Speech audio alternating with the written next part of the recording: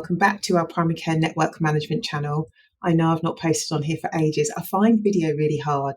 We've got our Business of Healthcare podcast where I think we've recorded 250 episodes. Like I can do a podcast, no problem. I can churn out a blog, no problem. Video is a challenge, but here I am. And today I wanted to further expand on a blog which is titled, What Do We Need to Have an Overview of and What Do We Need to Know in Detail? It's because I was really inspired by a conversation I had with a primary care network manager who was like, the CD, the clinical director, just seems to be involved in everything. And I was a bit like, why are they doing that? Why are they making life so much harder for themselves? Why are they intimately involved in all of the detail when they've got a really competent manager?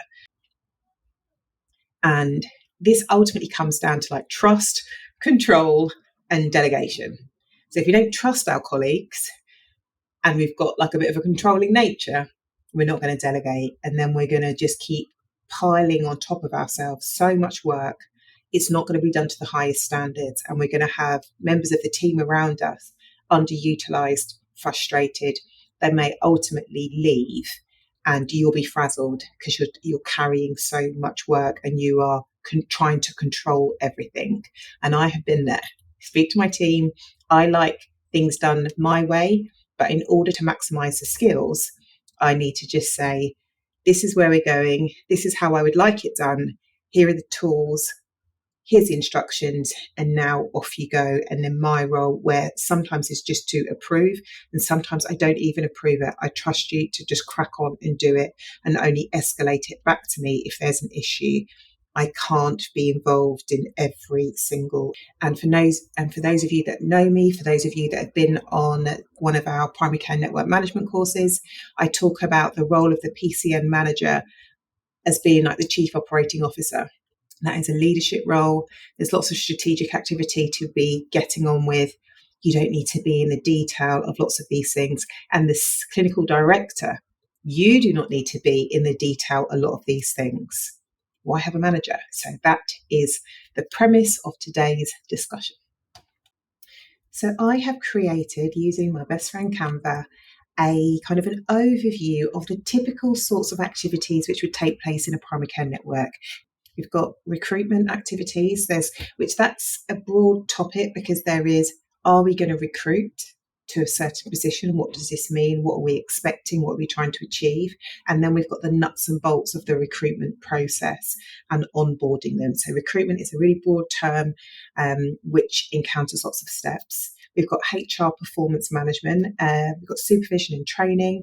We might receive complaints. Who manages those? We've got rota management. We've got the DES, who oversees the DES, or who are your clinical leads delivering on the DES, and which members of your staff are delivering the DES, and understand what's involved and how do you capture the outcomes being achieved. We've got the investment and impact. We've got the investment and impact fund indicators. We've got general projects being delivered. We've got commission services, or we might be commissioning some technology, workforce and business planning. The list goes on. And I think what I'm trying to ask you to think about is, what do you do in your leadership and management team? Hopefully you've got a team. If not, it is, what do you do? How do you spend your day? What are you doing? And what is the role of your clinical director? And I think if this is a joint conversation for you to really explore, these are the things that are on my plate. Where do I need to know the detail and where do I just need to have oversight? So where do you need to have oversight and where do you need to know the detail? And the same for your clinical director. You both don't need to know the detail of everything and you both can't have oversight of everything because who's going to deliver? Who's going to be the implementer? But ideally, we're trying to work out, and you can see at the bottom in yellow, who is responsible, who is accountable, who needs to be consulted, and who needs to be informed. And that stands for RACI. And ideally, when we're using the RACI framework, only one person is accountable. So if your CD is accountable for the finances, you may be responsible for the day-to-day management. So your clinical director may have oversight of the finances, but they're not doing bookkeeping. They're not, like doing the payroll. They're not involved in the day-to-day finance administration, but they've got oversight, and you might meet with them once a quarter to go through everything. That's what I think of as having oversight. So you do understand what's going on, and you're happy to be accountable for it, but you're not involved in the weeds of the finances. That's just an example. Every network does it differently. And if you are a clinical director watching this video, you may not have a manager. So you may be responsible and accountable for a lot of this stuff. But I think it's just supposed to serve as a conversation starter. Who does what across the network? Who should be intimately involved in that? And who needs to have oversight? Your board might need to have oversight. You as the manager, you will know who is who across the network and what they're delivering. Network key performance indicators. Maybe the CD has oversight and the manager has the detail. Commission services and technology. Again, the board and the CD may have oversight. You as the manager may have the detail, or your administrator may have the detail. So it's just you trying to understand what is expected of me, what is expected of you, and how often do we want to communicate what is going on. We don't want so many meetings, and we don't want to create bureaucratic processes, but we want to have clarity. So all I'm asking you to do is to really reflect on, where do you think you need to have the detail? Where do you need to have oversight? And how can you delegate the rest? Because you as a manager, you as a CD, you shouldn't be doing absolutely everything. Not everything can be a priority. The R is in delegation. And if you do not have a network administrator, that's like my number one recommendation. Well, not my number one. One of my key recommendations is to get an administrator, network coordinator, whatever you want to call them, to support you with this stuff. Which means the manager can go on holiday and come back, and hopefully not come back to just say crap.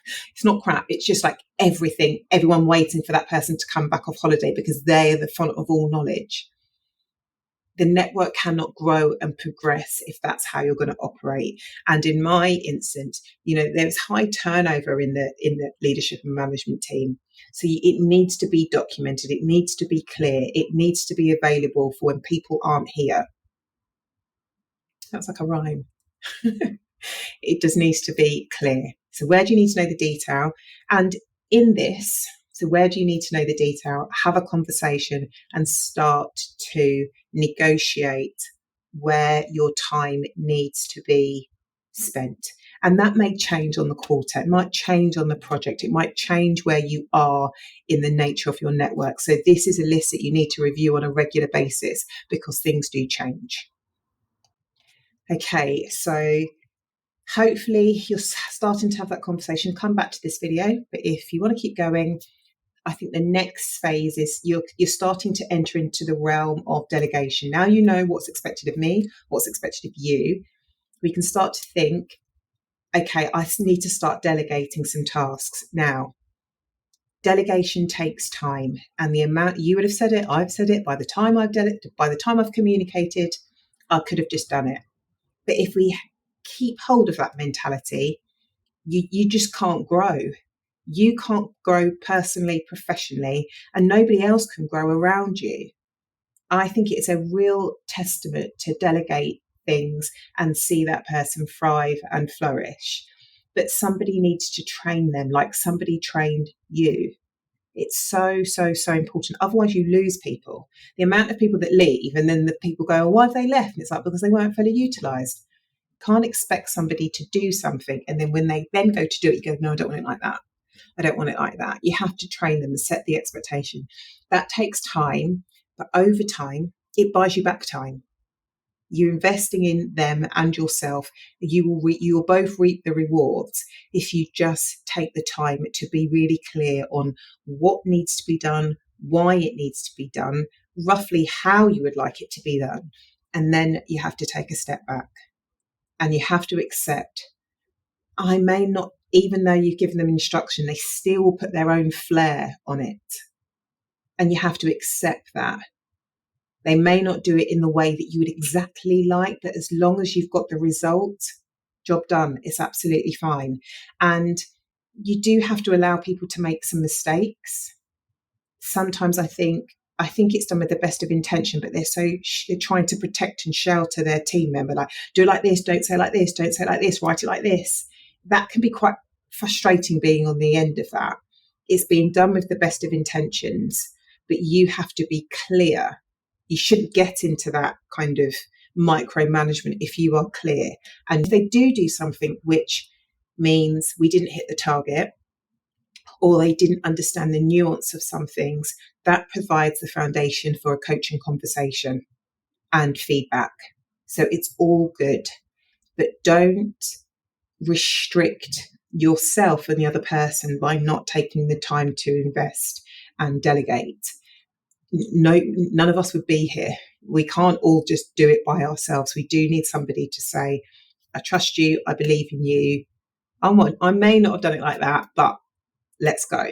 So I really do think that that's important.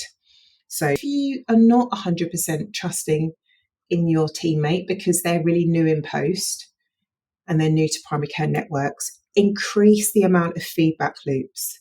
So just say, do phase 1, come back to me and then let's have a chat. That's what I would do. It's all about training and communication and learning from lessons learned. That makes sense. Hopefully you've got enough information there for you to work out, based on what I've heard, based on what I've read, what am I going to start, stop, and continue doing? And then put in a review date, and then come back, review what is working well and what could be even better if. And it's just a repeating cycle. And the clearer you get, the more you communicate, the more you train, the more you put in systems and processes, you will be really clear on who is accountable, who's responsible, who needs to be informed, who needs to be consulted. You'll understand what's expected of each other, and you'll understand what good looks like, and capture those lessons learned, capture those mistakes to serve as a training aid for the next team member. So the full blog can be found below, along with all of our blogs. We've got a repository of over 200, and it's growing. It's growing every day. And actually, we've just launched our new R's salary calculator. So if you want some help trying to work out how much we're going to pay our team members, we've created a free online salary calculator as well. All of that can be found on our website. I will leave the link below.